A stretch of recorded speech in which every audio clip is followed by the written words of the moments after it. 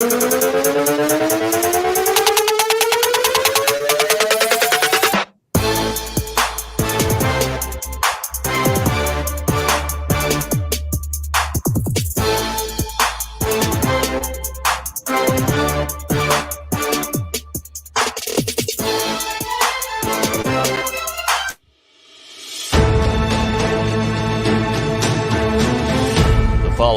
is a presentation of Main Street Media, your source for news, sports, and information on Main Street in Middle Tennessee.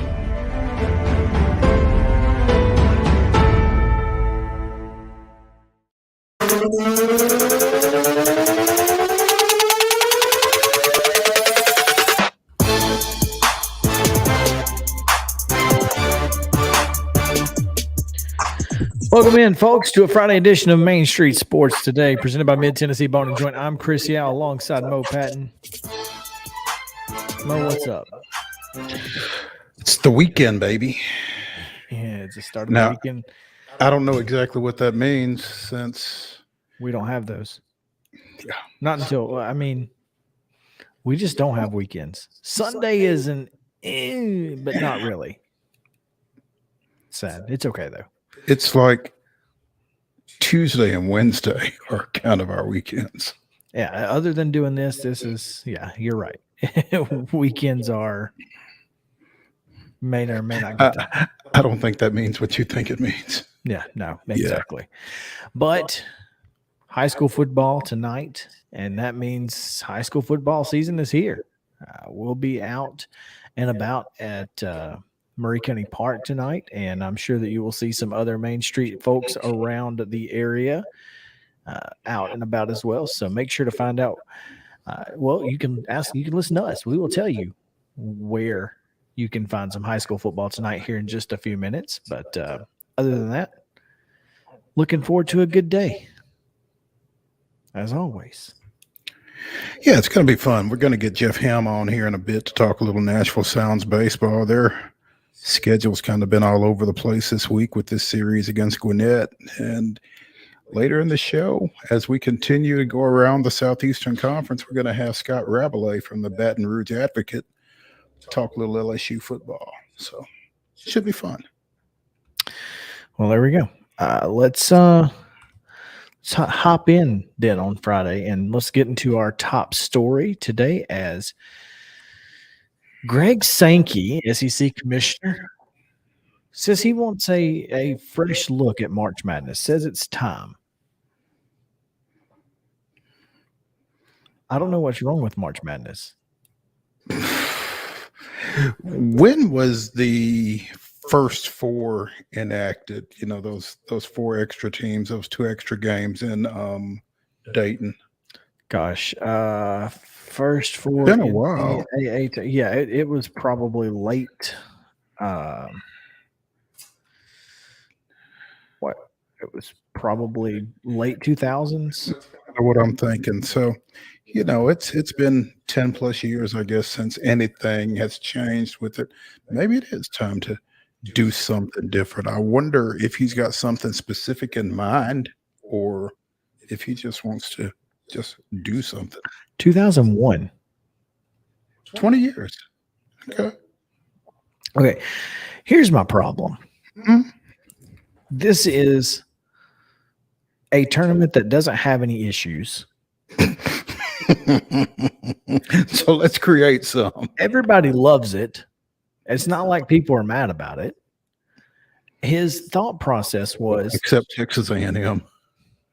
His thought process was, if Ole Miss, the 64th team to get into the Baseball World Series, can win a national championship, should we expand the NCAA basketball tournament? Because clearly baseball and basketball are correlating. So let's make it to where the 64th best team could win the NCAA basketball tournament. Is that? That is that is the way it sounds. And I think maybe that kind of goes back to something we touched on a couple of days ago, where you're looking at the possibility of some folks losing their AQs and admitting more at-larges to the field. Sankey says that is not his goal, but I certainly that doesn't match up. Yeah. And so I think my biggest problem with it is Nick Saban went on Dan Patrick's show earlier today and basically said super conferences are coming and Wichita states of the world don't exist.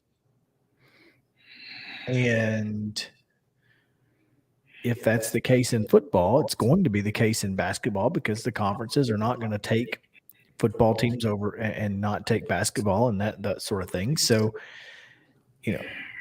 maybe there is something in the future that's got to be done, but I don't think as the NCAA tournament and the NCAA is constructed today, the only thing I would change about the NCAA tournament is not having AQ teams in the first four. I'd be all 11 seeds or else. All at larges. They'd be all at larges and they'd be playing for 11s or 12s or whatever. I can see that. That is the only change I would make to the NCAA tournament because everything else about it is perfect. But I would much rather I don't want to watch Alabama State and American fight for a chance to play, Duke when I could be watching Texas A&M and Kansas State fighting for an 11 seed. And give me 2 days of that instead of. I think to really incentivize the number one seed, let those first four play for a 9. Be fun. Then they have to play an 8.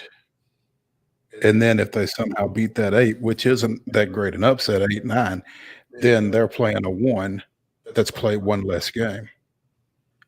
I think that's fine. I'm okay with that, but we don't need to be expanding the field or potentially taking away AQ bids in order to get, 20 and 18 Mississippi State into the tournament. Exactly. I mean, what has, to your point, Alabama State done, or what has, McNeese State done to deserve to lose that AQ out of their conference? I guess the answer, other than being a small conference, I guess the answer to that is not win. And the point, the point that they're making here is that it so rarely happens and almost never happens at some level that it makes the tournament less exciting. Well, that's ridiculous. That is ridiculous because it makes it that much more exciting when it actually happens, looking at Maryland, Baltimore County. UMBC, St. Peter's, FGCU, George Mason. We went through the list the other day. Mm-hmm. Anyway. Yep. I'm in a disagreement with the commissioner of the Southeastern Conference, and that's all I'm going to say about that. Well, not that he cares. Well, I'm glad you were in disagreement with him now and not a month ago. Yeah. We didn't have this conversation, but if we did, I'd probably ask him what the end goal is. That'd be a fair question. All right, let's get ready to do today's rundown, Mo, because it's a little bit longer than normal. So yeah, it might take a little time. Let's roll into it. The rundown. The Friday Rundown is brought to you by Chip Walters of Exit Realty, Bob Lamb and Associates. The voice of the Blue Raiders also wants to be your trusted advisor in real estate. Contact Chip at 615-542-1915 or through his website at choosechip.net. Chip Walters, proud to support youth sports across Middle Tennessee. Thursday pro baseball action. It was the Rockies an 8-6 winner over the Cubs. Over the Cardinals. The Cubs won 4-2 over the Reds. Try that again. Yeah, Rockies 8, Cardinals 6, Cubs 4, Reds 2. There we go. In minor league baseball action, the Stripers and Sounds split a twin bill. It was the Stripers 3-2 winners, and the Sounds hit 3 home runs to start the game in Game 2 and won 5-1. So there you go. All righty then. NFL preseason action. Baltimore defeated visiting Tennessee 23-10 last night. In WNBA action, it was New York defeating Dallas 91-73 and Minnesota with an 86-77 win over Phoenix. All right. And the weekend schedule tonight, high school football jamborees at Fairview High School at 6:30. You can catch Sycamore and Hickman County, followed by Harpeth and Fairview. And then at Macon County High School, you can see White House and Hendersonville at 7:30, while Good Pasture and Westmoreland will kick at 9. Get you a nap if you're going to that one. At Lawrence County tonight, Richland takes on Wayne County for 2 quarters, followed by Giles County and the host Wildcats at 7:30. At Loretto, Wilson, Alabama will face Summertown at 6, and Lauderdale County takes on Summertown at 7. Marshall County, the host Tigers, will take on Page at 7 o'clock.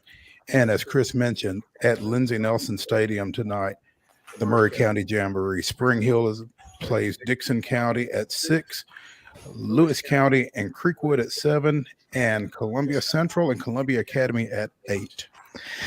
At East Robertson tonight at 5 o'clock, Clarksville Academy and Houston County will take part in the first game of that jamboree. Joe Burns is taking on Todd County of Kentucky at 5:45. It's East Robertson and Greenbrier at 6:30.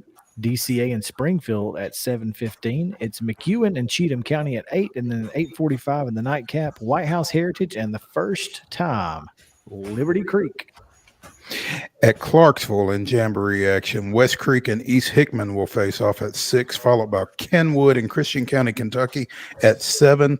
Clarksville and Christian County, Kentucky at 8. Over at Northeast, it'll be Rossview and Northwest at 6, Montgomery Central and Fort Campbell at 7, and Northeast and Fort Campbell at 8. In pro baseball action, these are weekend series. The Braves are at the Marlins. They start tonight at 5:40. The Brewers are at the Cardinals. That is a 7:15 first pitch tonight, and it can be seen on ESPN+. The Cubs will be at the Cardinals tomorrow and Sunday. On Saturday, Fox will have Yankees at the Red Sox. It's a 6:15 first pitch. And in minor league action, the Gwinnett is still here in Nashville to take on the Sounds. The Gwinnett? Yeah, the Gwinnett. They only have one. It's the only one. I don't know of any others. I'm sure you're right. WNBA action tonight. New York is at Atlanta. That's a 6:30 start on CBS Sports Network. On Sunday, Minnesota travels to Connecticut for a 12 noon tip on ABC, followed at 2 o'clock on ABC by Seattle at Las Vegas. MLS play on Sunday. Minneapolis is here at Nashville. That's an 8 o'clock game. First touch. There you go. And that's going to do it for today's rundown, sponsored by Chip Walters, ChooseChip.net. We're going to take a quick break, and when we come back, we will have Jeff Him coming to you. So stick around on Main Street Sports Today, presented by Mid-Tennessee Bone and Joint.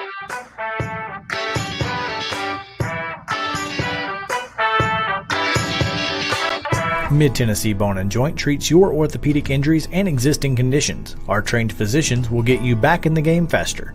Contact us at 931-381-2663 or www.mtbj.net.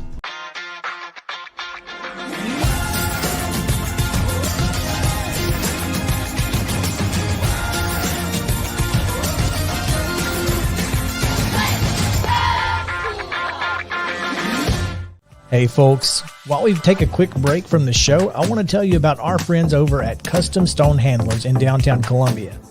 Ed Rich and his team at Custom Stone Handlers believe in leadership. And outside of the military, our greatest leader building platform is sports. Custom Stone Handlers proudly encourages young people to get in the game. You can contact them today at 931-490-4990 or visit CustomStonehandlers.com. Jones and Lang Sporting Goods here in Columbia has been outfitting teams, officials, and anybody else from T-ball to college for 50 plus years. Be sure and check them out at 931-388-8060 or online at jonesandlang.com. Jones and Lang Sporting Goods, the look of a winner. Zion Christian Academy, zioneagles.org or 931-388-5731. You can schedule your appointment. Go tour their campus. It is beautiful over there, and you're definitely going to want to see it. Again, it's zioneagles.org. Give them a call, 931-388-5731, and schedule your tour today. Are you an enthusiastic sports fan? Want to have fun and get in on the action? Heck, yes, that'd be awesome. Have great attention to detail? Want to stay active? Definitely. Want to give back to the student athletes in your community? Obviously, yes. Then you'd make an excellent high school sports official. We need more officials in Tennessee. Because with no high school officials, there are no high school sports. Sign up today at highschoolofficials.com. Mid-Tennessee Bone and Joint has been the official sports medicine provider for Murray County Schools for more than 40 years. We specialize in orthopedic injuries, and our Ortho Quick walk-in service lets you bypass the ER. Visit us online at www.mtbj.net.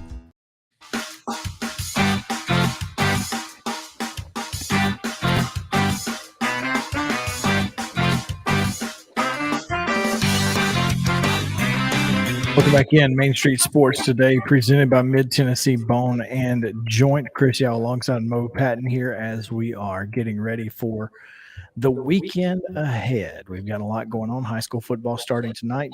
Obviously, the Sounds are at home against Gwinnett and the Stripers, 1P.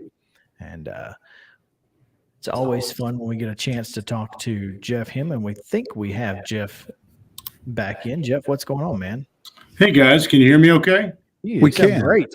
Yeah, it sounds better than us, which isn't necessarily good. But anyway, I didn't realize it rained that bad, Jeff, that you guys didn't get Tuesday's game against Gwinnett in, but you dropped back and played a double dip yesterday and split that 2-1 thus far in this series. Always fun when Gwinnett comes to town, as Chris was saying. Yeah, it is. And they've changed a decent amount since we saw them, certainly back in April, but even since June, really. They've added a few guys from AA. We're going to see Darius Vines tonight in his AAA debut. We saw Jared Kushner the other night in his not AAA debut, but one of his first few at AAA. We'll still see Kyle Muller and Bryce Elder, and both of these teams have 6 of their parent club's top 10 prospects on the club. So you got the Sounds versus Gwinnett, you got Brewers versus Braves, and both with 6 in the top 10. And most of those for Gwinnett are arms, especially because Braden Shoemake suffered an injury last week in Charlotte, a collision playing defense. So they don't have him, which is unfortunate. You always want to watch good players play, and it's too bad that he's out. For them, hopefully he's back soon. But Gwinnett's always an interesting team. There's always that fun Braves component when they come here, especially. And it's just going back to last year, copy and paste, close, low scoring games. That's what the Sounds and Gwinnett do. And that's what we've seen so far in the series. It's funny. You talk about how much Gwinnett has changed and their prospects and that kind of thing. But Chris showed me a TikTok or a meme earlier today, kind of depicting the Stripers crying loudly over apparently over some of the personnel moves that have seen guys come from Mississippi straight up to the majors, specifically Rookie of the Year candidate Michael Harris II and now Vaughn Grissom. And it's kind of a phenomenon, Jeff, that you see from time to time, guys skipping AAA and going straight up. You got to wonder what this Gwinnett team would look like with, Harris and Grissom. Luckily, they don't have to find out. We know what the Braves would look like without them, I think. But it's interesting. I'm trying to think just offhand whether it's Brewers when I first got here, or Oakland, or the Rangers the one year we were with them in 19. I can't recall the Sounds, quote unquote, getting skipped by a guy going up to whoever our parent club has been from AA. You're right. It doesn't happen often. It's interesting that the Braves have done it now twice.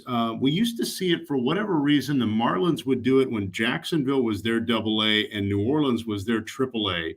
I don't know why. I just remember that happening a few times. I know when you had an extreme circumstance like when the Mets were in Las Vegas back in the day, where you have the hitter-friendly nature of that environment versus wherever their AA was at the time. I guess that would have been Binghamton. I know they were always leery of sending, a Noah Syndergaard or a Jacob deGrom to AAA because they didn't want that environment, but they still did it.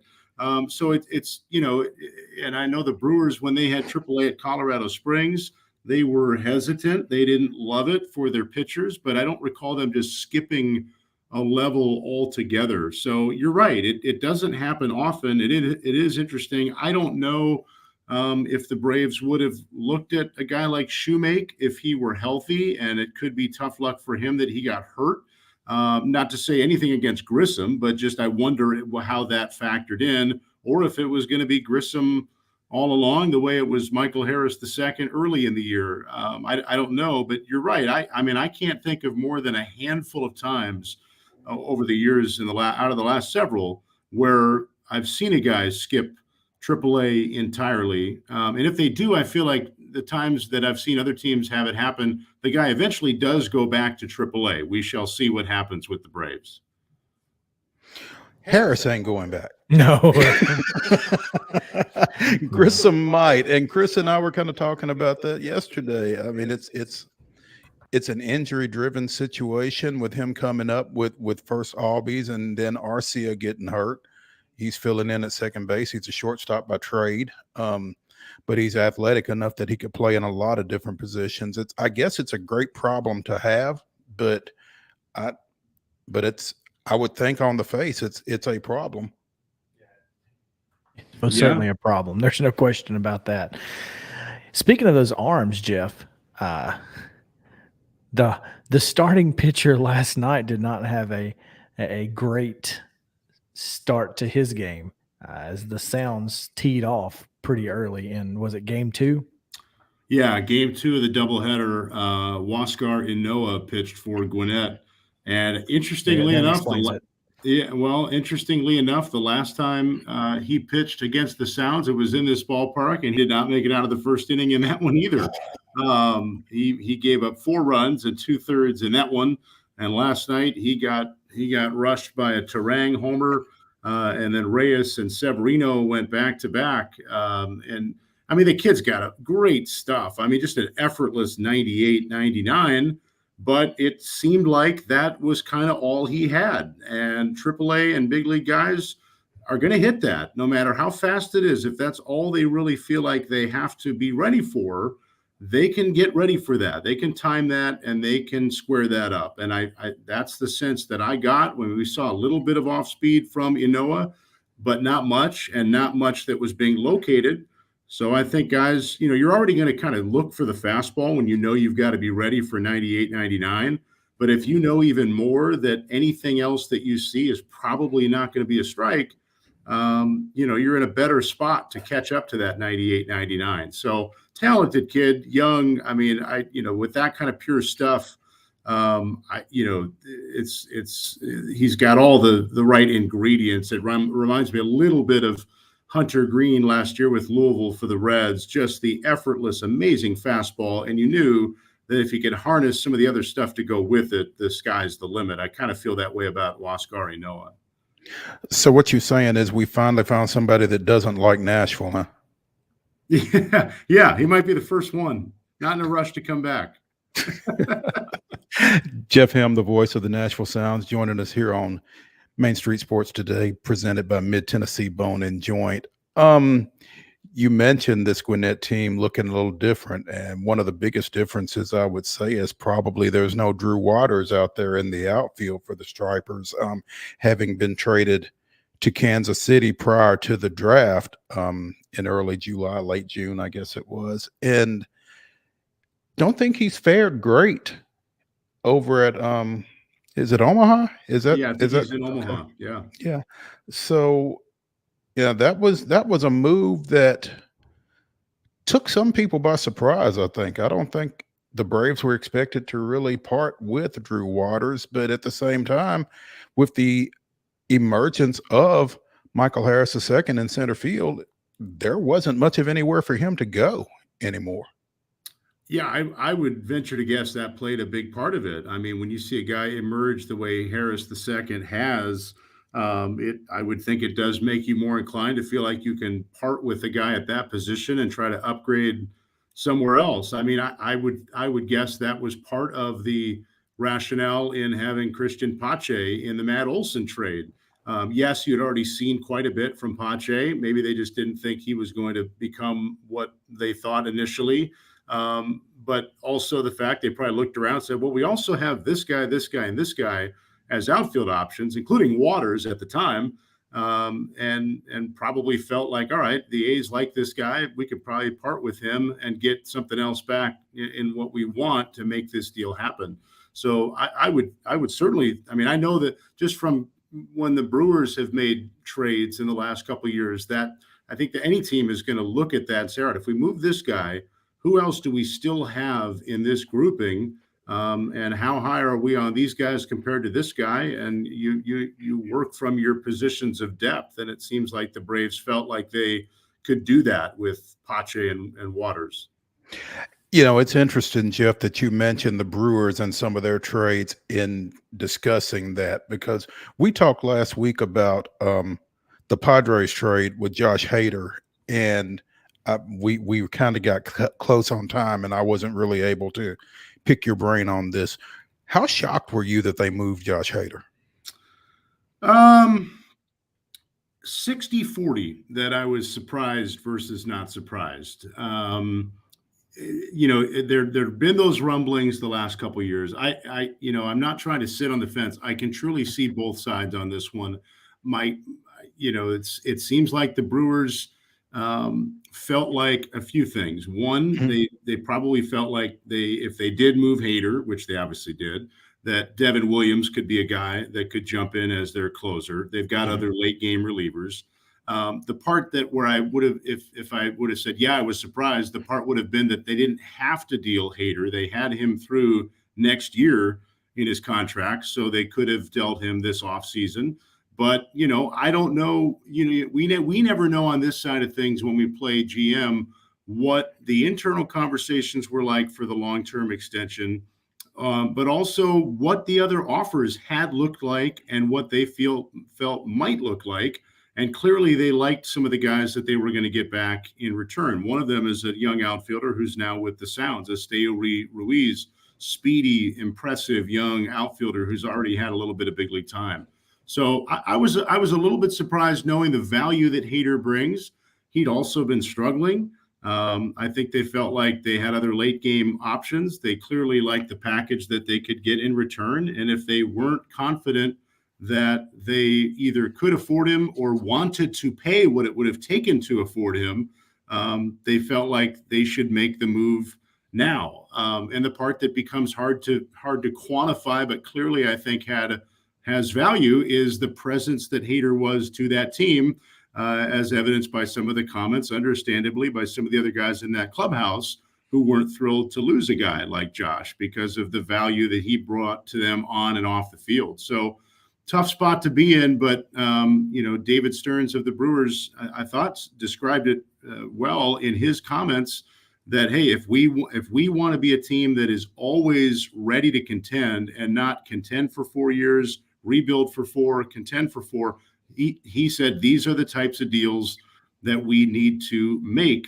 And I think that's where they were coming from on the Hader trade.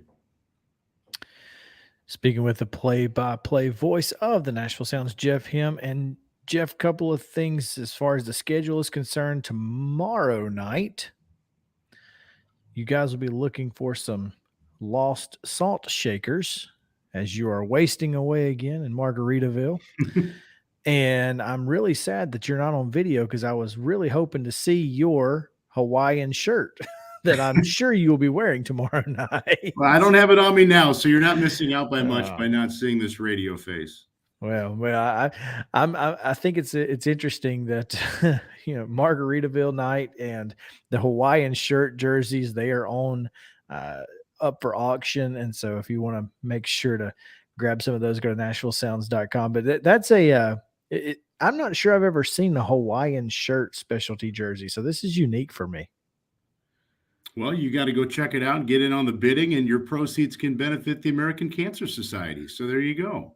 It's a unique looking jersey. I'm really curious to see what it looks like on the field. But next week, you guys are out of town. You're going to be down in Jacksonville. Yes, the next 2 weeks. But specifically next week, while you're in Jacksonville, the Saturday game got moved to Friday. What's up? So the ballpark in Jacksonville is right next to where the Jaguars play, and they share parking. So once and we're going to have a similar situation in September in Charlotte with the Knights and the Carolina Panthers.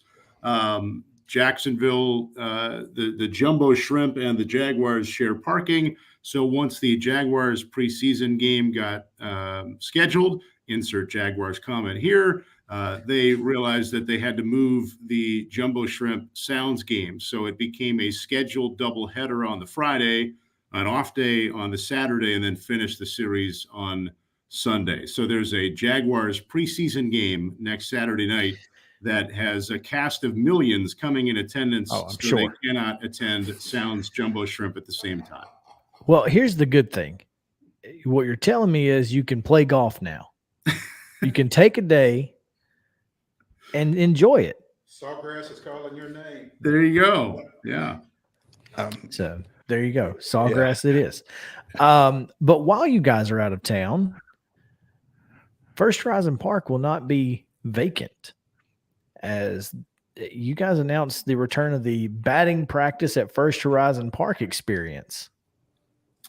Yeah, those are a lot of fun. That was something that got created in the lost season of 2020, a way to get people into the stadium in a fun way, in a safe way, and let them have a little bit of fun, live out some glory days, taking some batting practice. And it was so popular that we brought it back a little bit last year when there was time. We've got to be mindful of taking care of the field. So, this is a 2-week road trip, which helps accomplish that. So while we're gone for 2 weeks, there'll be limited batting practice sessions going on the field. So a chance for people to come on out, and they go quickly. So you got to give us a call if you're interested in making that happen before you run out of opportunity. But that is a cool thing going on while we're gone. Jeff, as you mentioned, glory days, will there be a certified athletic trainer on site? No, you got to sign the waiver going in. And that's your certified athletic trainer. Sign the waiver. We'll just take PK with us. That's the key right there. But yeah, if you want to, you can go again. NashvilleSounds.com has all the information that you might need about the Nashville Sounds. Go figure. But they are continuing their series with Gwinnett this weekend. 7:05 tonight, 7:05 tomorrow, and then 6:05 on Family Fun Day Sunday, before they're out of town for 2 weeks. So if you want to see the Sounds, you better go this weekend. This is your opportunity. And Jeff, we appreciate your time as always. It's always a pleasure, and thank you for your ability to be flexible with us. And we look forward to talking to you next time. Sounds great, guys. Thanks. Have a great weekend. You too. All right, you too. We're going to take a quick break, and when we come back, we've got a little beef going on in the bluegrass states. So bluegrass beef coming your way on the other side. Main Street Sports Today, presented by Mid-Tennessee Bone and Joint. Back after this.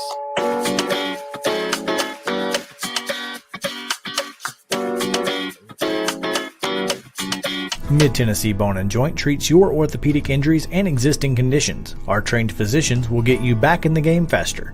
Contact us at 931-381-2663 or www.mtbj.net.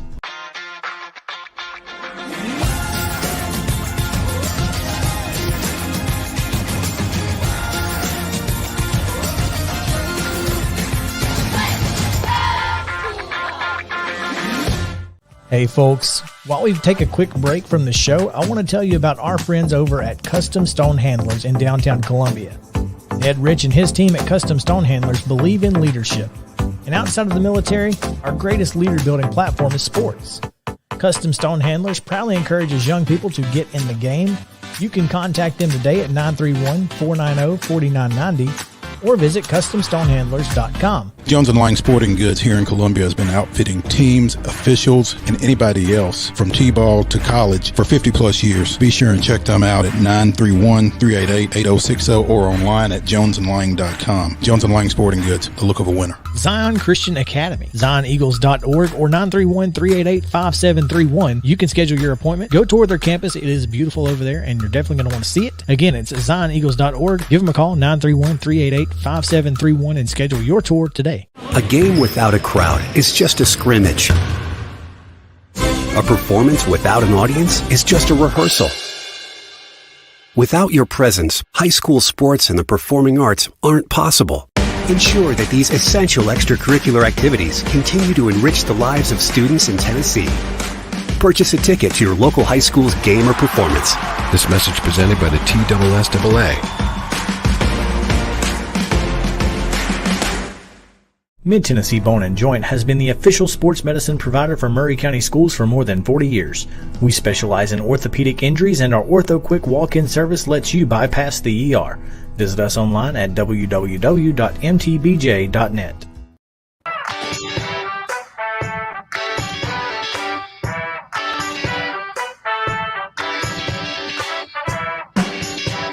Welcome back in. Main Street Sports Today, presented by Mid-Tennessee Bone & Joint.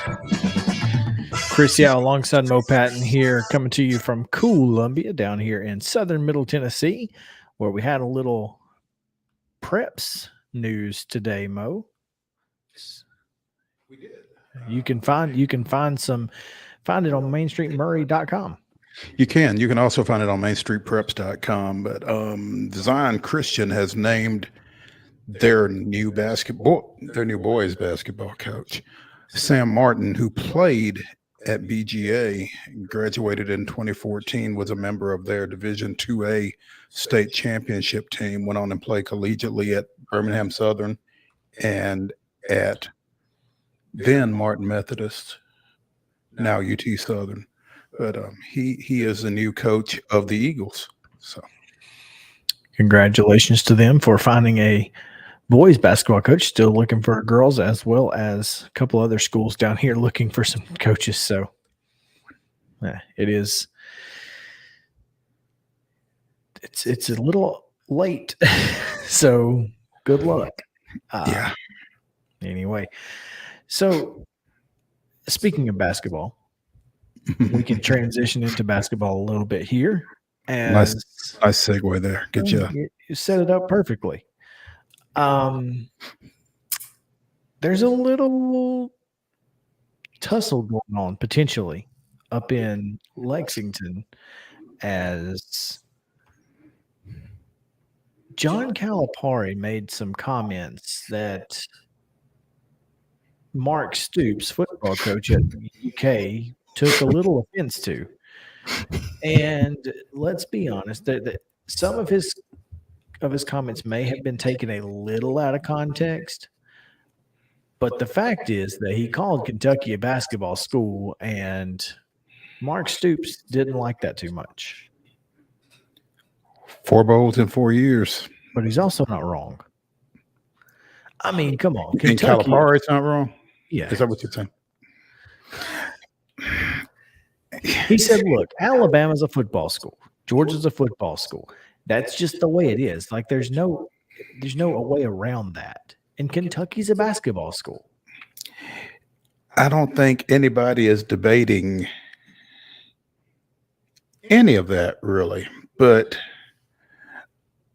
as was pointed out on Twitter, when you're calling yourself a basketball school, you'd better not be 0-1 in your last one game, with that loss being to St. Peter's. Look, I get it, but still. I mean, it's the optics of it. I mean, again, you're right. He's right. Kentucky's a basketball school. But you can't say that I mean, Big Blue Nation is. And John Calipari in particular can't say that right now because Big Blue Nation is a little up in his grill these days. And they're pretty high on their football team. I mean, you're saying this. There's different expectations for both of those programs. The football program right now is exceeding expectations, and the basketball program is not meeting them. And so, for you to step out there and say something like that, regardless of the context, it's not great optics. So, do you know kind of a little bit about what the interview was about? I don't. Okay, so the interview apparently was about him asking the school and the state to step up and get the basketball program a better practice facility, some health nutritionists and a cafeteria inside that practice facility to just kind of integrate everything into one. And he said, look, we have to take care of our basketball program. We're a basketball school. And that's he said, and I don't mean that as a slight. They've won 10 games. I hope they win 10 games every year. I hope they win bowl games every year, but we're a basketball school. Mm-hmm.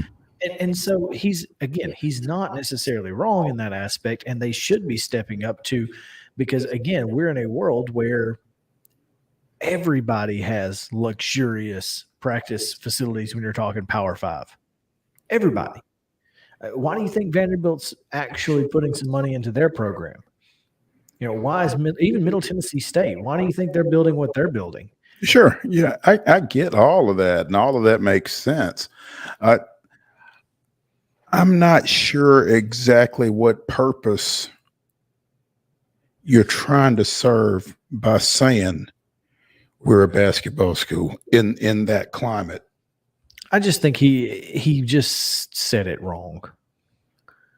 I don't think he meant it as a slight. I don't think he meant it as the football program is not as important as the basketball program. The fact is that historically we're a basketball school. We're known for our basketball school. And if we weren't a basketball school, those expectations wouldn't be so darn high.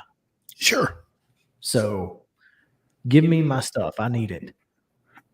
If you want me to meet those expectations, I need this, this, and this. Figure it out. It's fair. But I think he's really kind of put even more of a bullseye on his back within his fan base by saying that kind of thing. He certainly didn't help himself. There's no question there. No, he didn't. So, and not with Mark Stoops in the football program either. You don't want that. Those guys are big. We know a few of them. Yeah, at least 3, 4. So, in other blue news, two-tone blue, the Tennessee Titans were in their first game last night, preseason, fell 23-10 to the Baltimore Ravens. But as they put in their Twitter, welcome to the preseason where everything's made up and the points don't matter. So that's fair. I agree with them.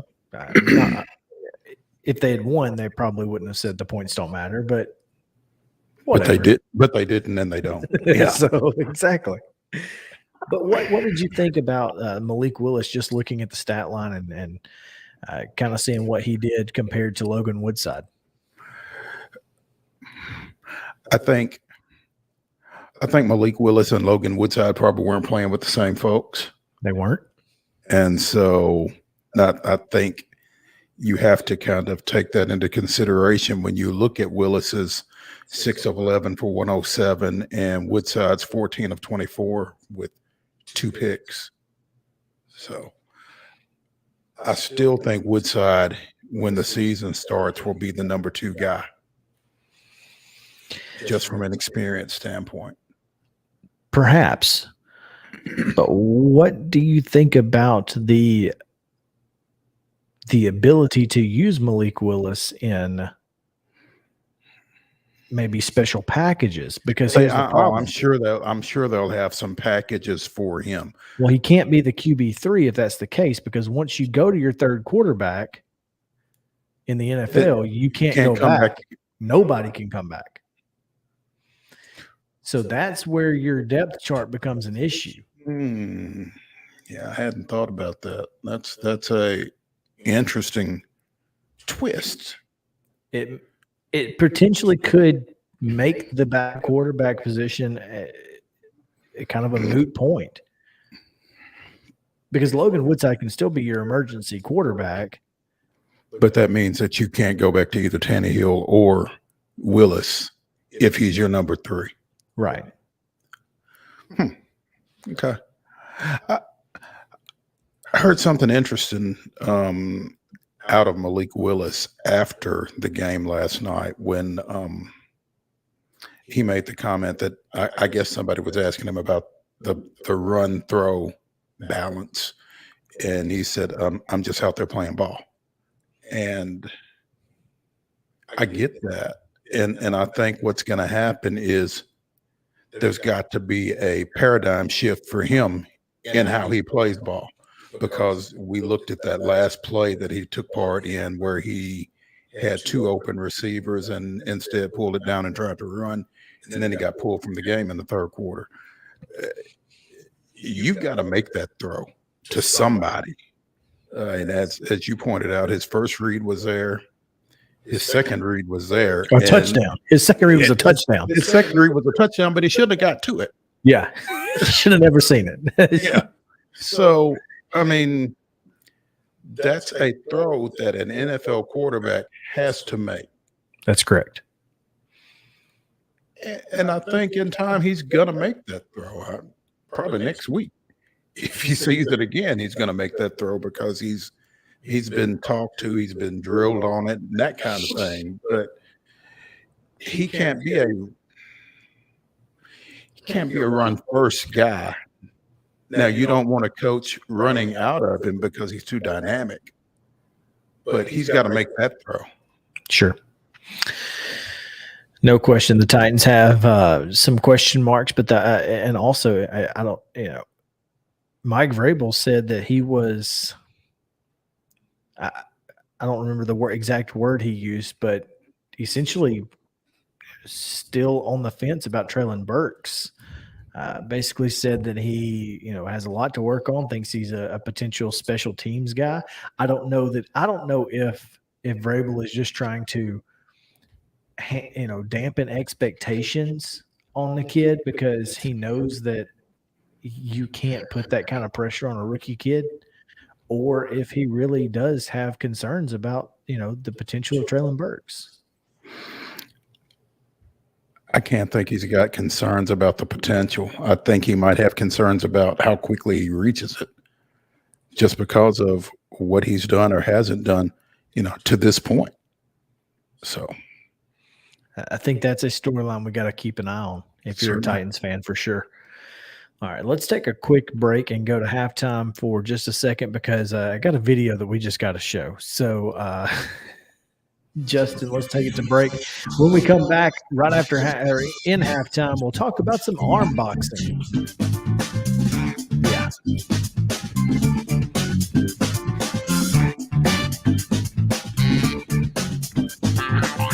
This is Chris Yao with Main Street Sports Today. Every show, Mo Patton and I welcome friends from all across the sports landscape, from high school coaches and reporters to national, college, and pro sports personalities. You never know who might stop by for a chat. AP Tennessee sports editor, 3-time Tennessee Sports Writer of the Year 2020 TSWA Hall of Famer. She covers the Titans, the Predators, the Grizzlies, college football, and hoops. Please make welcome Teresa Walker. Former University of Tennessee, former Team USA Olympian, ex-Cy Young Award winner, R.A. Dickey. R.A., did I miss anything? Man, that was sweet.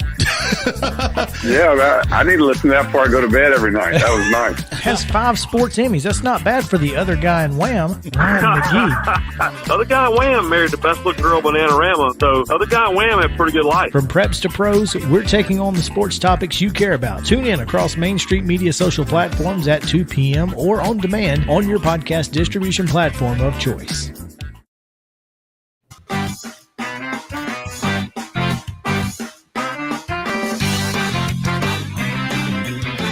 Welcome back in. It's halftime here on Main Street Sports Day. Halftime is brought to you by Insert Your Business here. If you would like to, sponsor halftime, we'd love to have you guys as well. Intern Justin, what's up? Are you there? Sorry about that. Hello. You're good. So we had this conversation last week, I think, and arm boxing is weird. Yes. Hello. How's it going? Yes, it is weird. I actually loaded up that video. I want to see. I saw that you had it in there. That's why I wanted to go to it. So let's watch this video. And Mo, you tell me what you think of arm boxing.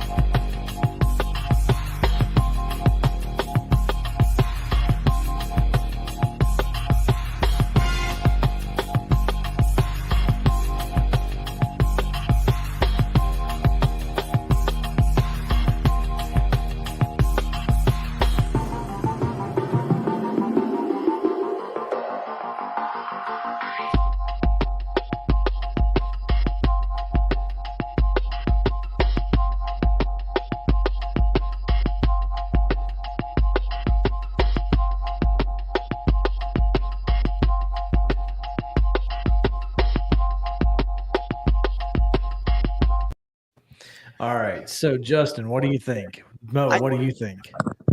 I think it looks just as ruthless as regular boxing, so I'm out. He's like, yeah, I'm good. You don't want to be left-handed. Yeah, true.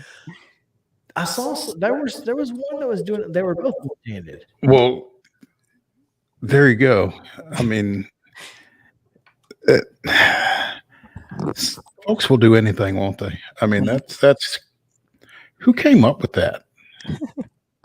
It looked like it said, what was it?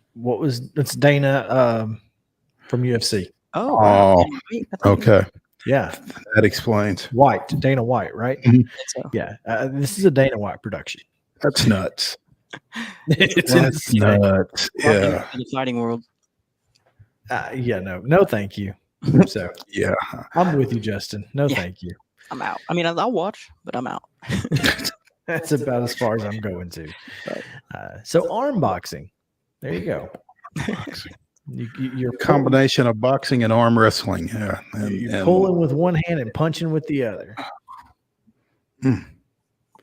Nutty. No, thank you. Yeah. Justin, let's take another break and we'll talk about the Braves on the other side of this one. How about that? Let's do it. All right.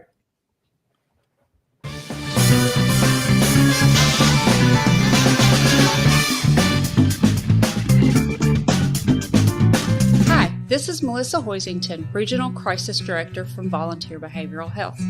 Disasters can affect everything in your life, including your emotional health. Help is available during these uncertain times. The Tennessee Recovery Project is a free, supportive resource for adults and children who have experienced the effects of natural or human-caused disasters. Specialists are available for counseling by phone or in person.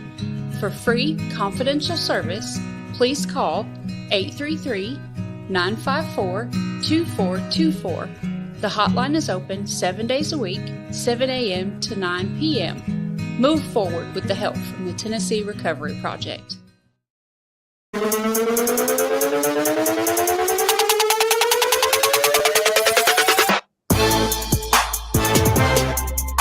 Welcome back in. Second half of Main Street Sports Today is coming your way now here on Main Street Television. Glad to have you guys with us. And we are talking a little Braves baseball here, but still to come, we have LSU's football preview with Scott Rabelais, who will join us from the Baton Rouge Advocate. Looking forward to that. But first, the Braves have 4 in Miami, and they don't have Max Fried, Mo.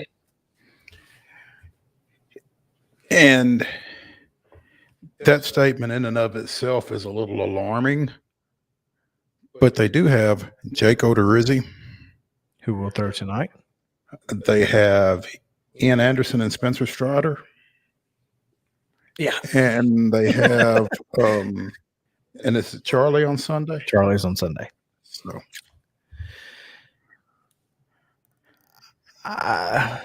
at least it's Miami. I mean, you don't concede any of those games, I don't think. At least it's Miami. Certainly helps. I mean, it could be worse. And you don't see Alcantara. That's huge.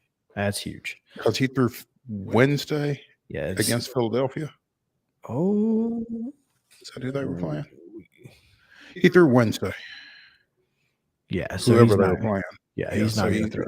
Yeah. It's always good to not see Sandy Alcantara. I can tell you that. He's probably going to win. He's the odds-on favorite to win the NL Cy Young. Understandably so. And unfortunately for the Marlins, Spencer Strider is among the favorites to win the National League's Rookie of the Year alongside his teammate, Michael Harris II. It appears that those two are running away with most folks' projections. I mean, I think it's going to be pretty amazing that they finish 1-2 regardless of the order. And they're going to. They may finish 1A, 1B. They may just give them co. It's here. I'm not sure how you really differentiate between them. It's impossible because one's a pitcher and one's a position player. And I mean, Strider has at times been dominant. What's he got? 4 double-digit strikeout efforts. Yeah, he's been really good most of the year. And Harris has just taken that team to another level. It feels like, even from the number 9 spot in the batting order, it just feels like that's when everything took off. And I don't know if it's as simple as Michael Harris, Braves take off, or if it was a lot of different things and he was just among them. But the timing adds up. I certainly think he made a big difference in the lineup being more better, but also that's well, I was going to say more flexible, because that's also when Dansby took off. So Dansby moving from that 9 hole to the 2 hole helped him, and everything and then Ronald came back right at that same time, and then next thing you know, to the moon. And so, yeah, I mean, you have to think that Michael Harris II, who's played in just 65 games this year, he's sitting here with 11 doubles, 10 homers, 34 RBIs. I mean, there are guys who have played 112 games who don't touch those numbers. He's stolen 12 bases. Now, that 60 just goes to show. He's played 65 games. The Braves have played, 112? So barely half, I guess, a little over half of the team's games. And like you said, 11 doubles, 10 homers. That's correct. And how many triples? 2.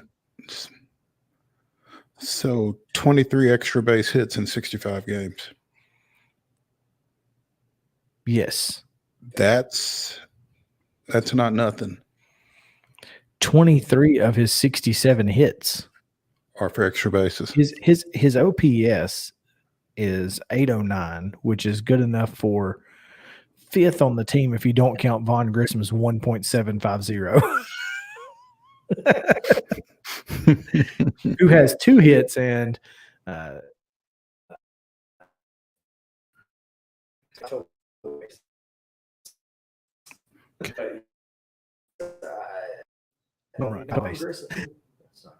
we go. Vaughn Grissom is the guy. If at least going forward until we can get Ozzy back. I'm interested to see what he does for an encore tonight, Grissom. I assume he's in the starting lineup. I've not seen one yet. Sorry, I'm hearing you about 2 seconds after hearing. We've got some audio stuff going on for sure. Yeah, I think it's internet issues, but hopefully those will be taken care of here. I think we're good now. All right, cool. Well, the Braves again have a 4-game set with Miami, including a double header on tomorrow. Saturday? Yeah, on Saturday. I forgot what today was. I understand. That's where I was right now. And they are still sitting in a seven and a half back? 7, I think. 7 back of the Mets, despite a 2-game win streak, because the Mets have won 6 straight. So there you go. Got a lineup for you. All right, let's go for it. Acuna, Swanson, Riley. All right. Olson, Contreras, Rosario. He who shall not be named. Grissom and Harris. So they flipped Grissom and Harris because it was Harris 8, Grissom 9 against Boston. This should be interesting. Miami does not have their lineup out yet, so I don't know what they'll throw out there, but they will throw Pablo Lopez to the bump, and he is 7-7 on the year, 3.57 ERA, which is better than Odorizzi's 3.76. Also has a better WHIP at 1.16. So he struck out 125 on the year. So this is a guy who could give you some trouble. I think Odorizzi is going to be really motivated after his initial start for the Braves against the Mets didn't go very well at all. So there you go. Well, that's it. The Braves at 5:40 tonight in Miami. So looking forward to that, and they'll be taking on again the Marlins all weekend long. Doubleheader tomorrow starts at. Let's see. Couldn't get it up quick enough. This doubleheader tomorrow starts at 12:10, and game 2 at 6:10. So, and they'll throw Anderson and Strider against Luzardo and to be determined. Morton on Sunday against looks like Braxton Garrett. So there you have it. Isn't he from North Alabama? Where's Braxton Garrett from? He is from Foley. He might have played at UNA. That's not North Alabama. That is the opposite of North Alabama. Yeah. Wonder if he threw rolls as a kid. He may have down at Lambert's. You never know. He probably caught some. Oh, I bet he did. All right, we're going to take go ahead. You ready for me? Yeah, we're going to take a quick break. But before we do that, it is this day in Braves history. August 12th, 1976, Cito Gaston's RBI double and Willie Montañez's 2-run homer in the third keyed Atlanta's 4-3 win at Philadelphia as Frank LaCourte went 5 2/3 innings for the first win of his MLB career after 9 straight losses. Every Brave starter had at least one hit in the victory, while LaCourte, Mike Beard, and Adrian Devine limited the Phillies despite allowing 9 hits. Devine getting the rare 3-inning save in the 4-3 victory. Love those 3-inning saves. Gotta love them. All right, we're going to take a quick break. When we come back, it will be Scott Rabelais talking LSU football right after this.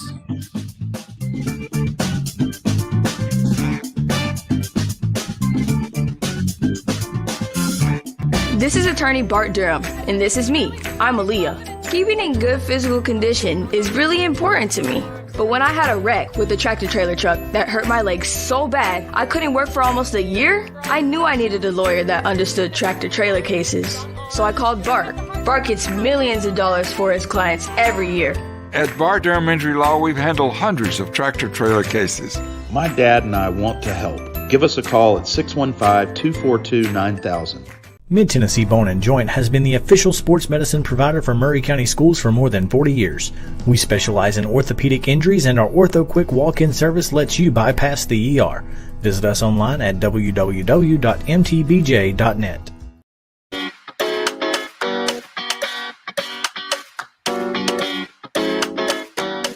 Welcome back in Main Street Sports today, presented by Mid-Tennessee Bone & Joint. Chris Yow alongside Mo Patton as we continue, Mo, our SEC football previews. And today we talk a little Bayou Bengals from down in Baton Rouge as we bring in Scott Rabelais of the Baton Rouge Advocate. Scott, what's going on? Not too much. Is taking a break from preseason practice today, and we'll get back at it early next week. But just counting down the days till the opener, September 4th in the Superdome against Florida State. That should be fun. Yeah, it's always the debate. Do you try to play these good non-conference games at home or neutral sites? LSU kind of mixes them up, but they're playing Florida State in New Orleans this year. They go to Orlando next year, and then some of the games they have scheduled in the future, like home and home with Oklahoma, they're all just going to fold into the SEC schedule eventually. So, but yeah, it'll be fun. They haven't played each other in a number of years. LSU and Florida State, probably since the early '90s. I see you've got an article on yesterday's, an article from yesterday on theadvocate.com, looking like Jaden Daniels is emerging as the number one at quarterback. I would say yes, and Jaden Daniels is the transfer from Arizona State to LSU. I would say he is emerging with one big caveat, as I said in the column. Garrett Nussmeier, one of the other quarterbacks, the only quarterback returning who played last year, was very limited yesterday with an ankle sprain. So he didn't do any of the team drills or those plays that we saw. He was just doing a few things, and they think he'll be back by this weekend. So nothing serious, but you gotta give Nussmeier a chance. You can't just say it's Daniels. And then of course you have Miles Brennan, who's a 6th-year senior who's been around for forever. He was Danny Ettling's backup in 2017, believe it or not, but has been injured most of the last 2 years. Then you have Walker Howard, a freshman. People might remember Jamie Howard, LSU's quarterback in the 90s. It's his son. But Daniels is the guy right now, and he's he gives them a lot of what they want. A dual threat quarterback. He's got great mobility, and I think that's going to be important behind an offensive line that right now is looking a little shaky going into the season, certainly compared to their defensive line. You know, Scott, you mentioned Miles Brennan, and he's been the guy at times for this team. And as you mentioned, he's been injured a pretty good bit. Are you surprised that Daniels has been able to come in and kind of overtake him in this short period of time? I guess a little bit because, and call it recency bias with Miles, because he's a name we've known for so long, and Jaden Daniels you don't know as much. He's got a strong arm. He's not a statue in the pocket or anything like that. He's got some mobility. He's just been kind of snake bit. He's, like I said, he was behind Danny Etling as a young player.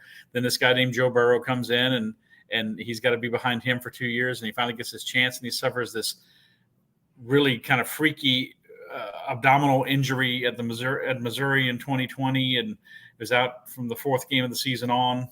And then last year fell on a boat dock and broke his arm, and just trying to go fishing, in the off season, and that messed him up. So I think there's a lot of familiarity with Miles that you want to say, yeah, he should be the guy, should finally be his turn, but it doesn't work that way. And certainly Daniels has more experience. Daniels started, I think, like 29 games at Arizona State. Well, he was definitely their established starter. So, and Nussmeier has more experience than him from last year. So I guess I'm not surprised in that respect. And he gives them kind of the dimension they want. Daniels is not the best passer of the three. I'd say probably it's Nussmeier, though Brennan is very good too. But he's someone they can work with in terms of, if they want to do some read option, if they want to, just dump the ball to the tight ends and the running backs. Well, you've also got a new offensive coordinator, obviously, with a new head coach and Brian Kelly, and a guy who's worked with Brian Kelly for a long time, Mike Denbrock, and his offense, with what Brian Kelly and Denbrock has done. Denbrock was at OC for Luke Fickell's Cincinnati team last year. This is an opportunity for him to kind of get a chance to be in the SEC and show what he's got going on. So does that play into it? Like he feels like he's got something to prove, so he's got to go with he's not concerned with whose turn it may be or whatever at any position. That's certainly correct. I mean, they only retained Brian Kelly only retained one coach from last year's staff under Ed Orgeron. That was Brad Davis, the offensive line coach.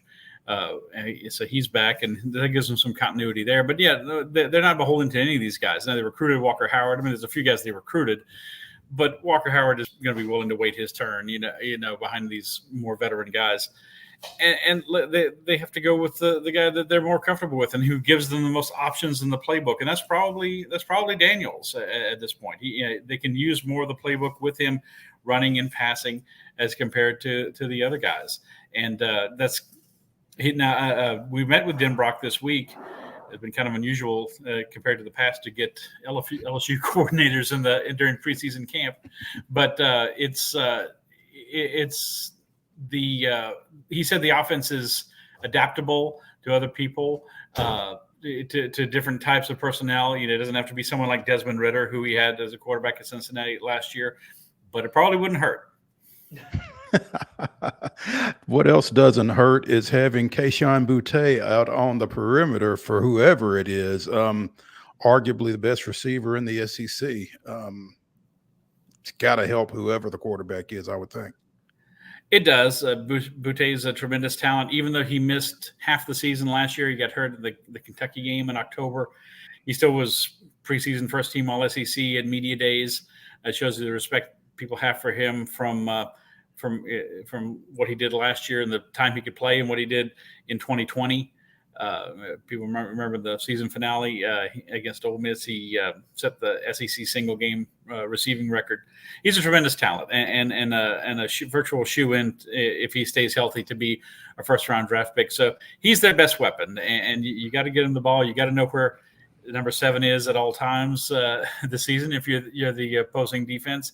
And he's got to develop chemistry, obviously, with two things. He's got to develop chemistry with whoever's the quarterback, and he has some with Nussmeier. But if it's one of the other guys, he's got to develop something with them because it's been a long time with Brennan and nothing with Daniels. And then he told us at the beginning of camp he's still trying to get comfortable. He broke his ankle, had to have 2 surgeries on his ankle. And he's still trying to get comfortable making those cuts and turns, the sharp turns that receivers have to make. And so that's still a bit of a waiting game, but he's a tremendous talent and someone in the mold of a Chase or a Jefferson or something like that. Receivers LSU has in recent years. He is the guy. On the other side of the ball, speaking with Scott Rabelais of the Baton Rouge Advocate, Matt House comes in, defensive coordinator, former linebackers coach for the Kansas City Chiefs. And let's just face it, LSU always has plenty of talent in the secondary. But, Scott, one of the unique things about this team is it looks like they're going to have a lot of talent, but it's a lot of transfers. What does that mean? It is. I mean, just looking at the list, people like Seven Banks from Ohio State, Jarek Bernard Converse from Arkansas, who's a Louisiana native, Joe Faucia from Arkansas, who's also coming down here. It's a whole new look. I mean, new cornerbacks. Eli Ricks transferred in the offseason to Alabama. Dwight McLaughlin, who probably would have been a starter, went to Arkansas. It kind of like almost like a trade there. Really. Like a trade, yeah. Yeah, and then you had Major Burns transferred in from Georgia. I don't want to forget Major Burns, who is going to give him some depth at the safety position. So yeah, it's there's talent there, and there's certainly a lot of experience. But again, it's the chemistry thing. I mean, this is so important in the secondary, right? It's not just to have good players that guys can cover. It's guys who trust each other and know each other's moves, and that's something that they're encouraged by. They're not no one's sounding an alarm over LSU secondary, but it's probably not the strength of the defense. That would be the defensive line, where they have a lot of talent and depth with Mason Smith and Ali Gay and BJ Ojolari. But it can be a strength, but it's going to have to be proven over the course of the year. And DBU's taken its licks the last couple of years. They like to call themselves DPU. And of course, we remember the season opener against Mississippi State 2 years ago, and a lot of times last year. And this defense hasn't lived up to it. The defense has got to be there this year if LSU is going to be a winning team again. And I don't think anyone expects LSU to win the West, obviously, but to at least be a team that contends for maybe one of the better SEC bowl spots. Well, you touched on it, and I think that's where I was going to go with my next point here is it's easier for a secondary when you have a defensive line and a front seven like LSU has. You mentioned the names, BJ Ojolari, Mason Smith, Ali Gay. This is a front seven that will put the fear into some offenses, and apparently it's putting the fear into the LSU offensive line in the preseason camp, as you mentioned. Yeah, and like I said, they're trying to identify who's going to start at all the positions on the O line. But yeah, there's depth and talent. And as some guys didn't mention, Jaquelin Roy is someone you're going to hear about. Mickey Wingo transferred from Missouri. He's going to give them some depth. Mason Smith was a preseason All-SEC pick. Ali Gay, BJ Ojolari, Desmond Little has. Brian Kelly was singing his praises yesterday as someone who's going to allow them to get their kind of rotation they want. Because obviously, they're going to a 3-4 alignment, but a lot of times it's going to be 4, maybe with a guy as a rush end or something like that. And I could see, even one of those guys maybe dropping back into coverage. We've seen BJ Ojolari listed at times in the past as a linebacker. So they've got some flexibility to go 3-man front, 4-man front, 5-man front. Certainly playing with 2 linebackers a lot of the times. And right now it says probably be Micah Baskerville and Mike Jones, former Clemson transfer. But the defensive front should remind you a little bit of the defensive fronts and the defensive talent you had in days past with Marcus Spears and Glenn Dorsey and Tyson Jackson and people like that. Speaking with Scott Rabelais of the Baton Rouge Advocate here on Main Street Sports Today, presented by Mid-Tennessee Bone and Joint. LSU predicted 5th in the SEC West ahead of Mississippi State and Auburn coming out of SEC Media Days. And as you look at this division, I don't know that that's even a slight, really. I mean, it's a tough division. The SEC West, it's not much different from the AFC South. It's tough, and you have preseason number 1 Alabama. You got Texas A&M that's in the top 10. Ole Miss that beat LSU last year. Mississippi State's not bad. Arkansas has improved. Auburn has some question marks, and LSU has some question marks. But I think it's fair considering all the things that LSU has to answer in the affirmative this year to try to have a team that has respect. And they finished tied for last in the division last year. So it's they're 11-12 overall the last 2 years. So it's not entirely a slight. There is a chance that I think for them to get off to a good start. With Florida State, LSU's a slight favorite in that game. Certainly a game they could lose. Florida State's got an opener, a warm-up to open against Duquesne in week 0. Then they come to the Superdome. So, but still a game LSU's favored to win. They have Southern University at home, a crosstown team. That's going to be interesting. First time they ever play. Miss State here, New Mexico here. Then they go to Auburn. And then it starts a really tough stretch. Tennessee at home, at Florida, Ole Miss at home, Alabama at home, at Arkansas. But they have a chance to start 5-0. But I mean, it's gonna that how they play in that opener, and if they can pull it off, will give them a chance to build some momentum going to that really tough middle stretch of the season, which maybe would allow them to at the outside, I think, win 9 games. I think to me, you see a lot of the over/under on LSU in Las Vegas. It's probably 7 wins this year. I think they can comfortably get to 8 if they can answer a lot of the questions. But but that means maybe winning all your non-conference games, beating Florida State, and going 4-4 in conference. That wouldn't be a shock. And so 4-4, they get your 4th or 5th in the conference. So if they could be 5-3, that would be pretty good. Probably the top of the ceiling for LSU that you would expect in year 1 under Brian Kelly. Brian Kelly has never had a losing season as a head coach. I'm sorry, he's only had 2 losing seasons as a head coach. He's been coaching for a long time, 24 years, I think. 2 losing seasons is pretty it's impressive. And I don't know that there's a sport in the world that is more that teams are more indicative of their coach than college football. So you just look at the way college football has gone. The better coaches have always kind of risen to the top, and Brian Kelly is one of those. Is there a game on this schedule that when you look at it, you go, LSU probably shouldn't win this game, but they could? Might think me crazy, but I would say Texas A&M. It was a game they shouldn't have won last year, but they did, and that was in Tiger Stadium, and they got to go to College Station this year. But Texas A&M, they still got to do it. They still have to prove it to me. They've never won the division. They've never been in the SEC championship game. Yes, I know they were very close to making the college football playoff 2 years ago, and they went like 9-1. But they still got to do it. They beat Alabama last year, but you still lost to LSU and Ole Miss and Miss State and Arkansas. In the division, you still finished 4-4 in the conference, and all that. Talking about again, going back to chemistry, all that NIL money flying around.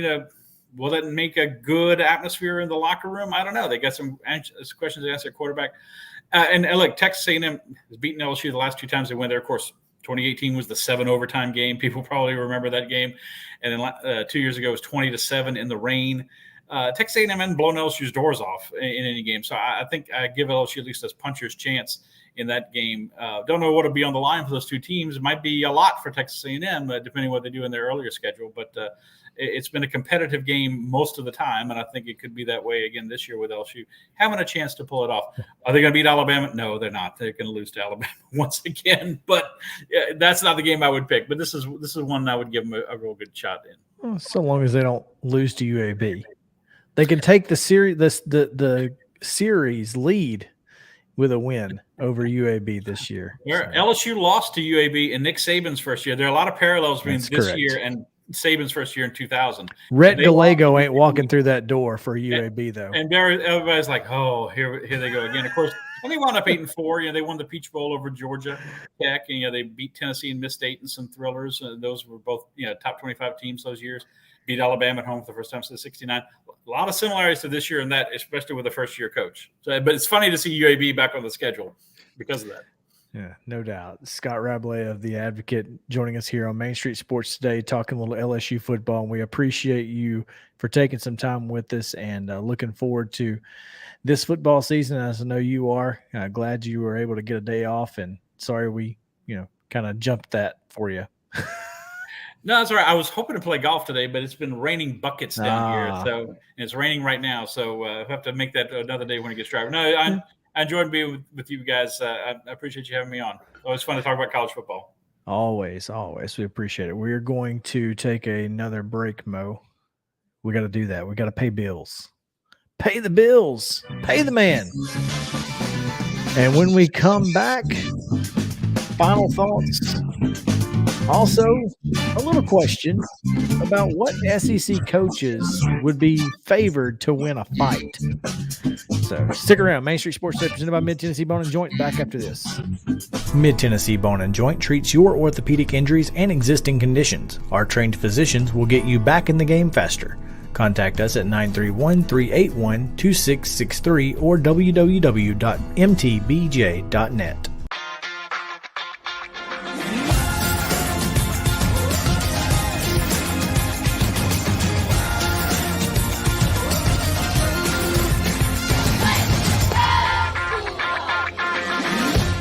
Hey folks, while we take a quick break from the show, I want to tell you about our friends over at Custom Stone Handlers in downtown Columbia. Ed Rich and his team at Custom Stone Handlers believe in leadership. And outside of the military, our greatest leader building platform is sports.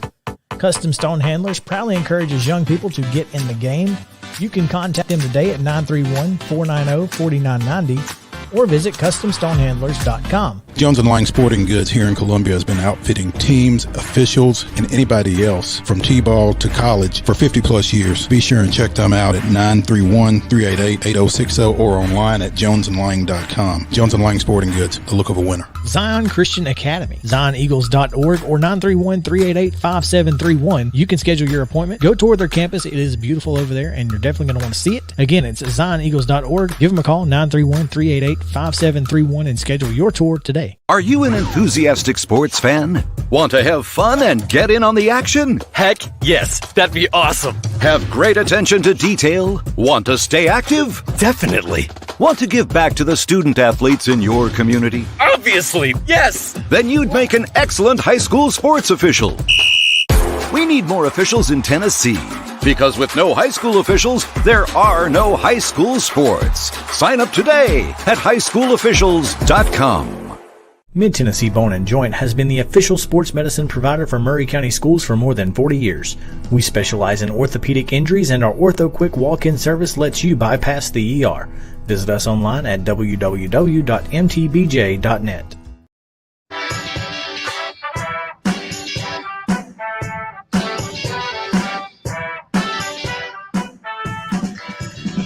NFL Insider at Pull Up Pod with CJ McCollum and other host Jordan Schultz posted a TikTok video of the Malik Willis touchdown run last night and said that Malik Willis turns into Houdini for first NFL TD. Should the Titans start Malik Willis? And I'm sitting here thinking, dude, Marcus Mariota threw a touchdown pass to himself, and they shouldn't be starting Marcus Mariota. So I don't really know where we're going with this. In a playoff game, no less, by the way.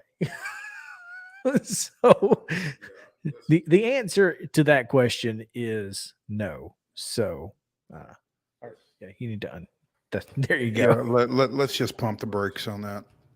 Yeah. All right. Intern Justin, I guess, is he intern 3? If he's going to be called intern, we have to give him a number. He would be number 3 for us.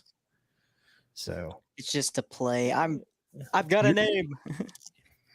Thank goodness. I always knew you did. I'm here. I think Justin is good. So Justin, if you were ranking SEC coaches who could win in a fight, who would be number 1? Number 1. What's the old Texas coach a while ago? I think his name's David Strong, possibly. No. Charlie Strong, but no. I'm talking about current coaches in the SEC. He's huge. I think he beat everybody. But man, I don't know. That's a good question. Somebody else go first, and I got you on the next round. Well, Barrett Sallee has answered the question for us because that's just his opinion, man. Yeah. It is just his opinion, and it's interesting because he's got Brian Harsin of Auburn number 1 among SEC coaches ranked by who would win in a fight, and I didn't really see that. Now He was in the first few people that I thought of. The first names that came to my mind were Clark Lee, Brian Harsin, and Eli Drinkwitz. Eli Drinkwitz is in your top 3. I said that's the first 3 names that came to mind. Yeah. When I went through them, I eventually got to a different ranking. But the first 3 people that came to my mind were that. Now, my bottom 3 would be probably Mike Leach, Jimbo Fisher, and Lane Kiffin. Because Lane would just run away. I think Lane can be squirrely though. I tend to agree with Chris. I don't think Lane is a fighter. Yeah, I don't know. I feel like he's something else. Don't sleep on Sam Pittman. No, I agree with you. I think Sam Pittman would be. Offensive line guy. Mm-hmm. Yeah, he's going to whoop up on some folks. I think he might actually be number 1. I think Mark Stoops. Yeah, is the guy you got to keep an eye on. Maybe especially for John Calipari. Heupel might be a problem. I don't know. He's a quarterback. Yeah. Quarterbacks are kind of soft. Same for Shane Beamer. Yeah, I don't know. He's a quarterback. So I don't know. I think Kirby would just backpedal the whole time. Use those old. You in some kind of strategy thing. Nick Saban. He just have somebody. He's an iffy. older guy, but he's from West Virginia, man. He's iffy. He's scrappy, probably. He's a scrappy guy. And listen, in any competition, I'm not betting against Nick Saban. I don't care what the competition is. I genuinely think he would get somebody like take care of this for me, and then it would somehow be legal, within the confines of whatever rules these are. I don't know, man. I kind of see Nick Saban as Nolan Ryan against Robin Ventura. Wow. Yeah, absolutely. That's a perfect analogy. Yeah. But I think Clark Lee's up there because bald people can fight. What about Billy Napier? I don't know. I don't Billy Napier. He's at Florida. Yeah. I just don't know. I don't think Brian Kelly's going to be very high on my list. Yeah, he can't even. What about Mike Leach? Yeah, no, he's at the bottom because Leach is just going to be like, really, dude, you think you just want to? I mean, do you even when you're really talking about fighting somebody? I mean, it just doesn't make a whole lot of sense for us. I mean, the guy who invented fighting is. I also think, like I told you, I think Mike Leach is going to let you hit him and then sue you. Yeah, he's a lawyer. He does have a law degree, so yeah, I don't think so. Kind of back to Lane Kiffin. I feel like he's the dude that like goes up and hits you and runs. away. Yeah, and he's like, he'll sucker punch you and beat and dip. Yeah, if it didn't knock you out, he'd be like, "Come on, let's talk about this." Yeah. He's gonna get his punch in though. Oh man, are you looking forward to anything exciting this weekend, Justin, other than the Tomato Art Festival we talked about this morning? Yes, I don't know. That's going to take most of my weekend probably, but no, golf if it's nice, hopefully. All right, it's not nice in Baton Rouge. Don't go down there to play. Clearly, I heard that. I was like, please don't bring that here. No, you got anything? Just recovering from tonight, basically. That's I got a wedding tomorrow, but Sunday will be. I forgot. That's a good thing I remembered. I'm covering Titans preseason practice tomorrow, Sunday, and Monday. Oh yeah, good luck with that. Yeah. So enjoy. Think about me. Yeah, tighten up. Yes. Well, that's going to do it for us. Then we'll take it out of here. This is Main Street Sports Today. Come back Monday, same bad time, same bad channel. It's going to be a lot of fun. 2:00 right here. Main Street Sports Today, presented by Mid Tennessee Bone and Joint. For for Justin Kulik, I'm Chris Young. Mo Patton. Ladies and gentlemen, the weekend.